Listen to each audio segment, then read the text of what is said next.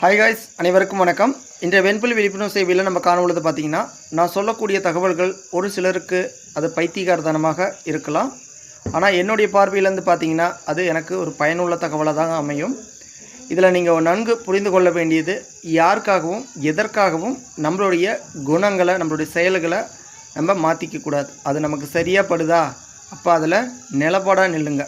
அப்போ தான் உங்களுக்கான ஒரு விடயத்துலேருந்து வின் பண்ண முடியும். அதுதான் உங்களுக்கு ஒரு திருப்தி தரும். இல்லை அப்படின்னா, அதாவது அடுத்தவங்க சார்ந்து நீங்கள் வாழ்கிறீங்க அப்படின்னா, உண்மையிலே இந்த சமூகத்தில் நம்ம போல் வெண்புலியால் பாதிக்கப்பட்டவங்க ட்ராவல் பண்ணவே இயலாது. ஓகேங்களா? அதே போல் நம்ம முக்கியமாக சொல்ல வேண்டியது, தேங்காய் பால் தயவு செஞ்சு தினமும் வெண்புலியால் பாதிக்கப்பட்டவங்க, குறிப்பாக சொரியாசிஸ் பேஷண்ட் மற்றும் பிப்பரிப்பு உள்ளவங்க, தேங்காய் பால் ஃபுட் அலர்ஜி இருக்கிறீங்க அவாய்ட் பண்ணிடுங்க. மற்றபடி மற்ற பீப்புள்ஸ் இருக்குதோ இல்லையோ வெண்புலி, கட்டாயம் தேங்காய் பால் ஒரு 1/4 டம்ளர், அரை டம்ளர் அளவுக்கு வயதுக்கு ஏற்ப சாப்பிடுங்க. நல்ல ரிசல்ட் வருது பாருங்கள்.